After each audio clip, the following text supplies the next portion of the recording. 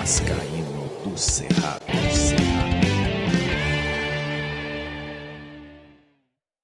Bom, terminou a partida agora há pouco, vitória do Vasco em São Januário, 2-1 em cima do Brusque, e tirando ali os 3 pontos importantíssimos para o Vasco, e o Germancano, o fato do Germancano ter voltado a fazer gol, o Léo Matos, o resto é para esquecer.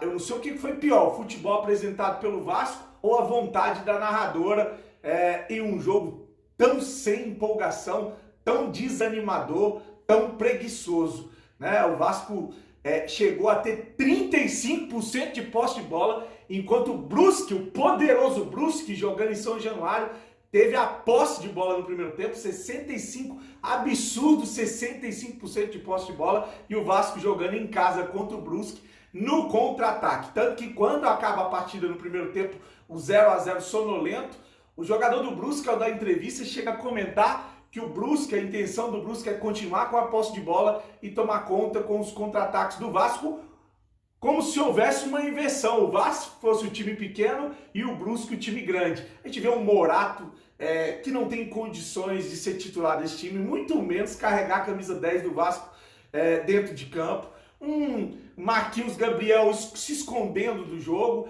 e mais uma vez o Germancano decidindo, né? E no finalzinho, o próprio Leandro Castan, que foi protagonista de um pênalti bizonho, onde ele agride um jogador, por sorte não tinha VAR, senão seria pênalti e expulsão. E a gente separar aqui os assuntos, o que eu falei a respeito da situação, da posição do Leandro Castan com relação ao movimento é uma coisa, e sobre a crítica com ele ao desempenho dele dentro de campo, ela continua, não tem nada a ver uma coisa com a outra. Então, se tivesse VAR, fatalmente seria pênalti e ele seria expulso, e o Brusque abriria 2-1 e complicaria de vez ali no final a situação do Vasco da Gama, inclusive na tabela.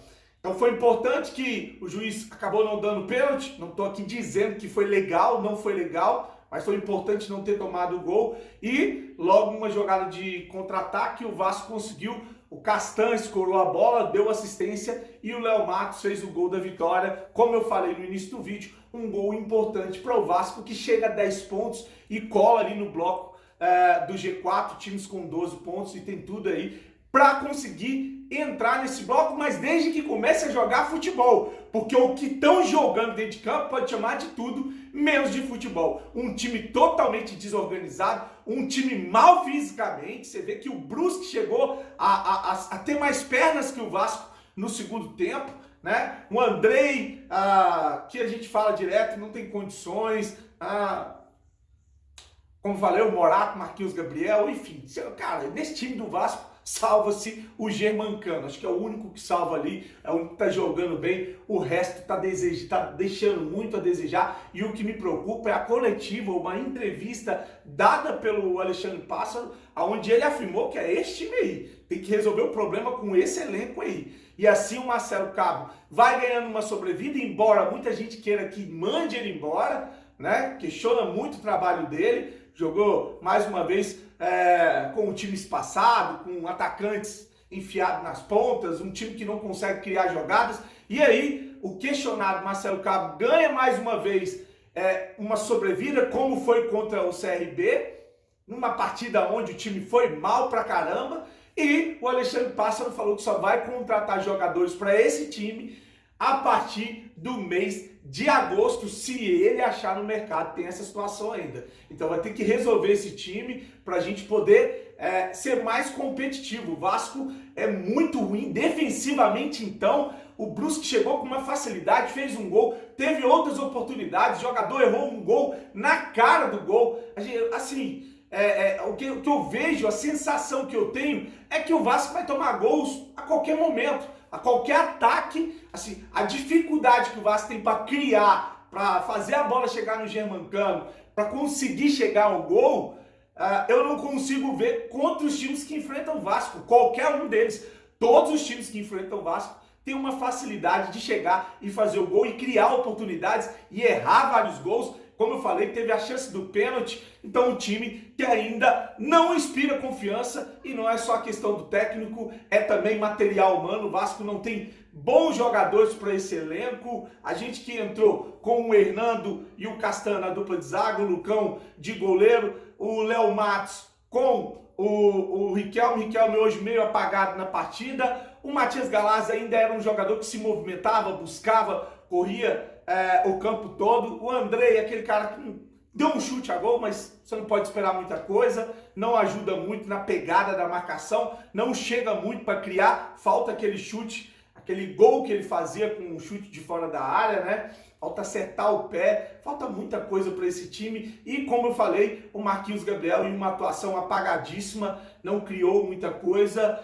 No ataque, Morato dispensável, depois ele troca, coloca os 3 jogadores ali para poder dar um volume melhor, com o João Pedro, o Daniel Amorim, tentando chegar mais, ter mais chegada, né, na frente, e assim a gente conseguiu um resultado chorado, mas importante, em uma semana ou em um final de semana tenso, com muitas polêmicas, e tomara que se resolva. Já jogou com essa camisa, tomara que se resolva esses problemas. A gente precisa de futebol, não adianta você ficar aí mitando nas redes sociais com o seu Vitor Roma já fazendo postagens com o Germancano com a bandeira da causa. Tudo bem, uma foto legal, eu acho bacana. Tem sim, eu vou repetir o que eu falei aqui, a gente tem que respeitar sim o homossexual, a gente tem que lutar sim contra a homofobia, contra os crimes que acontecem contra os homossexuais. A gente tem que respeitar as diferenças,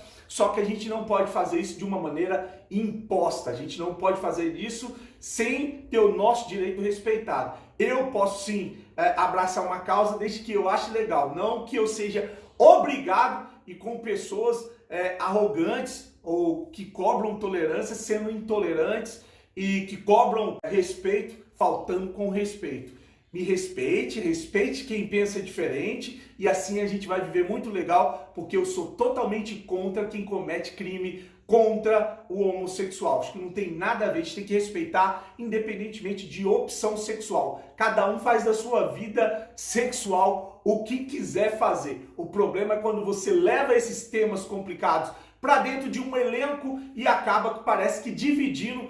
Tem muita gente falando em elenco dividido, você repara de quando o Cano faz o gol, só os gringos comemoram, o Germancano, o Matias Galaza, que levanta a camisa ali, e o Sarrafiori, lembrei que era o Sarrafiori que entrou no segundo tempo, e os jogadores que são da defesa não chegaram. O próprio Léo Matos, quando foi perguntado no final da partida, falou que não viu o Cano comemorando assim, virou as costas, acabou não vendo, enfim. A gente teve o posicionamento do Leandro Castanho nas redes sociais, agora a gente teve o Cano levantando uma bandeira. O importante é respeitar a opinião de quem acha legal levantar a bandeira e de quem não acha, de quem quer se preservar, de quem não quer se expor, de quem não quer opinar e seguir a vida dele normal, mas que não é preconceituoso e não é homofóbico. Porque o cara não abraçou a campanha, você não tem o direito de chamar ele de homofóbico, tá bom? Para encerrar o final de semana, uma vitória para dar um pouco de tranquilidade, pelo menos no time, no Campeonato Brasileiro da Série B, e vamos ver o que a gente vai aprontar para o futebol para essa semana, porque precisa melhorar muito, senão com esse time a gente não sobe para a primeira divisão. Vou partir para uma live agora que já está rolando no canal do Léo Lacerda, lá na Torcida Vascaína. Espero você, e lá a gente vai resenhar sobre esses temas polêmicos que rolaram aí no final de semana. Grande abraço, fique com Deus e saudações vascaínas.